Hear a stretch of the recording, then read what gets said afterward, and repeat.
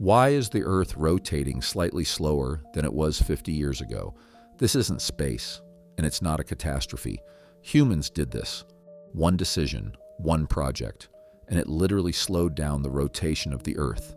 It sounds like science fiction, but it's real. And this is just the beginning. Because over the last 150 years, we've done to this planet what nature used to take millions of years to do. We cut through continents. We stopped rivers. We created islands where there was open sea, and we dug a hole so big you can see it from space. This is not a hypothesis. This has already happened, and the most surprising part, every time it all started the same way, with an idea that people first called insane, and now 5 projects that permanently changed the Earth. And the first story begins with a man who had already done the impossible once. 1881, Ferdinand de Lesseps, Frenchman, legend, hero. He had just built the Suez Canal and became the most famous engineer in the world. Paris newspapers called him the Great Frenchman. Shares of his company were selling like crazy. 800,000 ordinary French citizens invested their savings into the project. And at that exact moment, at the peak of his fame, he announced, "Now I will cut Central America in half." But from here, the story takes a very different turn.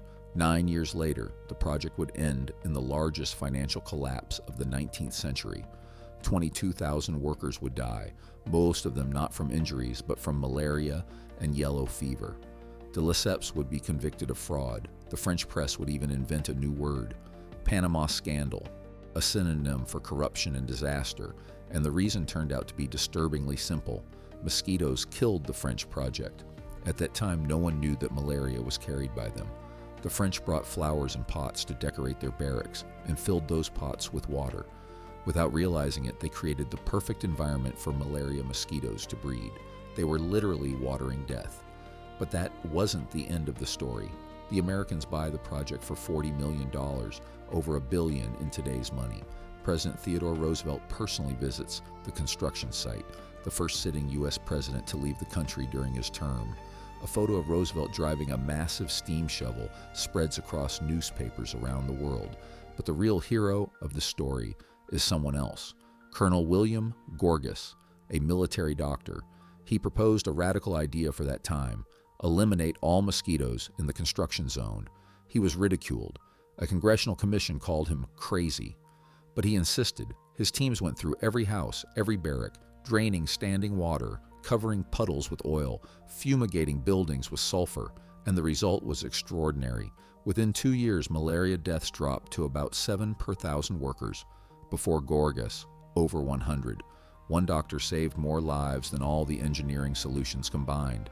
But the Panama Canal has a secret most people don't know. It's not at sea level. Ships don't just pass through. They are lifted up 26 meters, cross the mountains, and then lowered back down on the other side, like an elevator. But for ships weighing 100,000 tons, it's a system of locks. A ship enters a chamber. Water flows in, no pumps, just gravity. The ship rises. Then another chamber, higher, 3 steps up, a lake, 3 steps down. And for this solution, an entire forest was flooded. Lake Godwin was created, at the time the largest man-made reservoir on Earth. Those trees are still standing underwater, 100 years later. And here's another important detail. Every time a ship passes through the locks, 197 million liters of fresh water are released into the ocean. That's enough water for a city of 500,000 people, gone with a single ship transit. And if the first project cut a continent, the second one tried to stop an entire river. The second project began in 1992. Chinese engineer Pan Jiajing wrote a letter to the government. His proposal was simple. Let's stop the Yangtze River. The Yangtze is the 3rd longest river in the world. It flowed here long before humanity existed. Civilization, trade, and Chinese history moved along it for thousands of years, and he proposed to stop it. And the most surprising part, they said yes. The idea wasn't new. In 1919, Sun Yat-sen wrote about a dam on the Yangtze. In 1956, Mao Zedong even dedicated a poem to it. This idea had been growing for decades, but for decades it was rejected. Too expensive, too complex. Too many people would have to be relocated. Only in 1992 did the Chinese parliament approve it, and even then, it wasn't unanimous. A third of the delegates voted against or abstained. By Chinese standards, that was a scandal, and the cost was enormous. The construction required relocating 1.3 million people. Entire cities went underwater, including Fengdu, which was 2,000 years old. Residents took everything they could: bricks from their homes, gravestones, temple statues. Some just photographs of streets they would never walk again. And then something happened that turned this project from an engineering one into a planetary one. When the reservoir began filling in 2003, something happened that no one expected, except NASA physicists. 40 cubic kilometers of water accumulated in the reservoir, 40 trillion liters. The mass was so enormous that it redistributed the weight of the planet. And to understand this, imagine a simple thing. You spin a top. If you add weight closer to the edge, it will rotate a little slower. That's exactly what happened to the Earth. Water that used to flow to the sea now stands far from the equator, closer to the pole. And the consequences are real. NASA confirmed. The Three Gorges Dam slowed the rotation of the Earth by 0.06 microseconds per day, and even changed the shape of our planet. The poles became slightly thicker by 0.2 millimeters. And at the same time, from an engineering point of view, it is a colossal machine. The dam produces 88.2 billion kilowatt hours of electricity per year. This is equivalent to burning 31 million tons of coal, or the operation of 18 nuclear reactors simultaneously. One object covers about 3% of China's total electricity demand. But, as in the previous stories, this project also has another side, and it doesn't appear immediately, but gradually. The dam traps sediment. The Yangtze used to carry millions of tons of silt to the sea. This silt fed the river delta, protected the coasts. Now the silt settles in the reservoir. The shores of Shanghai have begun to erode. Fish stocks in the lower reaches have dropped by 70%. The Chinese sturgeon, a fish that survived the dinosaurs, is now on the brink of extinction. It can no longer migrate upstream to spawn.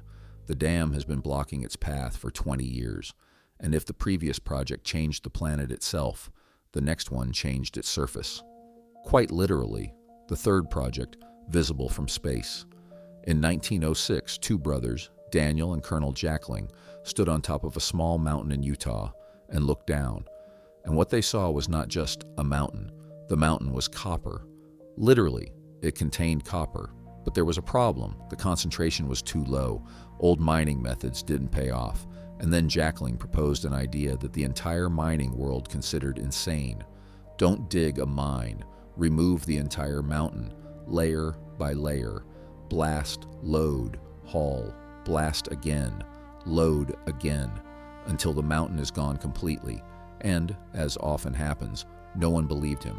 His partners refused to invest money. Too crazy, but he went all the way.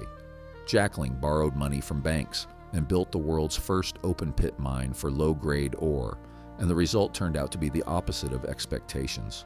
Within 10 years, he became a multimillionaire, and the method he invented is now used in 90% of copper mines worldwide. And this is what we see today. In place of that mountain, a hole 1,200 meters deep and nearly 4 kilometers wide. If you placed the Empire State Building inside, it wouldn't reach the top. Inside the pit, an entire road infrastructure. Roads spiral downward across 50 levels. Trucks like the Caterpillar 797 drive along them, the largest in the world. One wheel is taller than a person. One load, 400 tons of rock. The mine operates around the clock, 365 days a year, for over 120 years. And the scale here is global. More copper has been extracted from this mine than from any other deposit in history, over 19 million tons. And this matters, because this copper is in the wires in your home, in your phone, in your car's engine. Statistically, every person on Earth uses something made from the metal of Bingham Canyon. But even here, nature reminded us of itself. In April 2013, something happened that had not occurred in 100 years of operation. One of the mine's slopes began to move, slowly, a few centimeters per day. Sensors detected something was wrong. And then, at 9:30 a.m. on April 10th, hundreds of thousands of tons of rock collapsed downward, It was the second largest non-tectonic landslide ever recorded in history. 9 haul trucks were destroyed, several excavators, infrastructure. The damage, over $1 billion. And yet, no one died. Because the sensors worked and people were evacuated 8 hours before the collapse.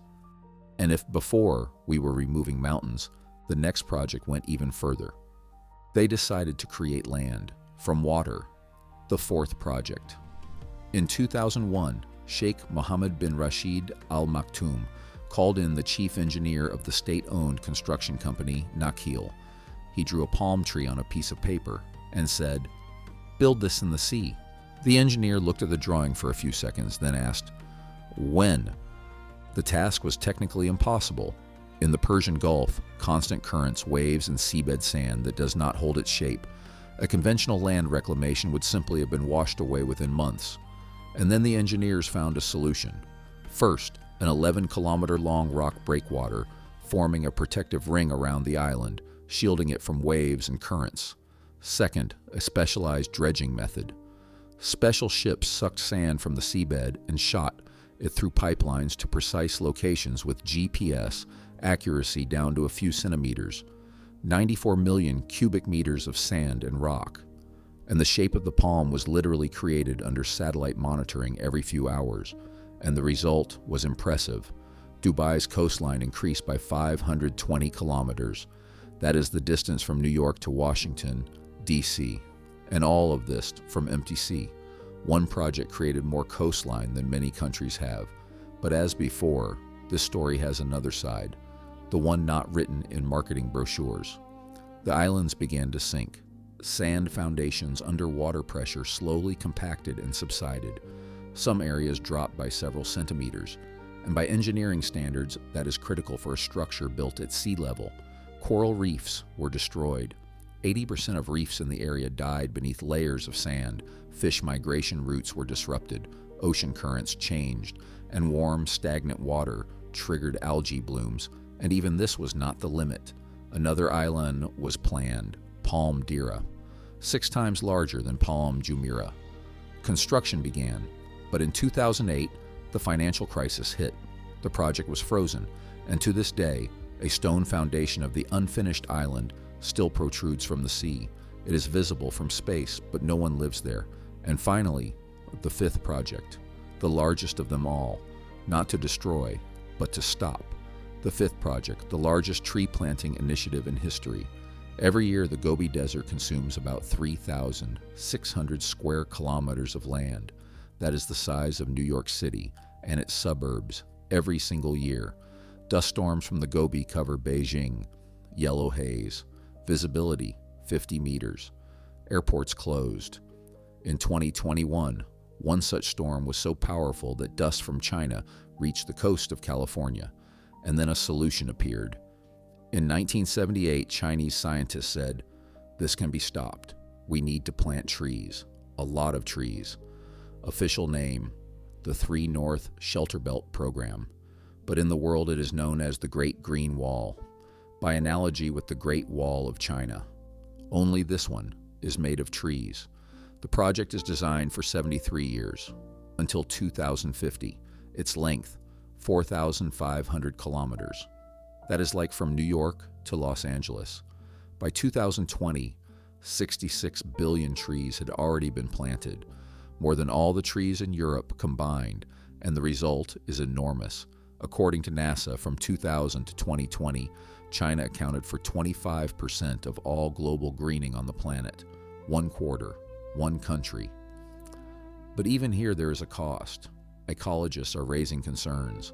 Up to 85% of the trees are one species, poplar, fast-growing, easy for reporting. But monoculture is weakness.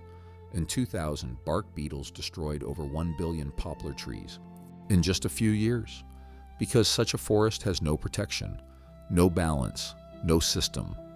And there is another problem. In arid regions, poplars consume huge amounts of water, and where there are too many of them, water disappears. Groundwater levels drop. Farmers lose their wells. And here we return to the main point. So, 5 stories, 5 projects. One common pattern. Every time there was one person with an idea that everyone called insane, and every time nature responded. Not immediately, sometimes after decades. Mosquitoes killed thousands. Rivers fought back against being blocked. Islands sank. Beetles destroyed forests. And at some point, scientists realized this is no longer just influence. Geologists introduced a new term, Anthropocene, the age of humans, the age when a single species became the dominant geological force on the planet. We moved more rock and soil than all the world's rivers combined. We changed the chemical composition of the atmosphere. We slowed down the rotation of the Earth.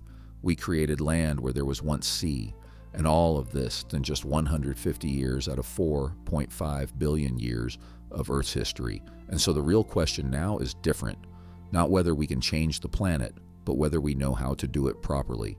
If this video resonated with you, subscribe, because next time it gets even stronger.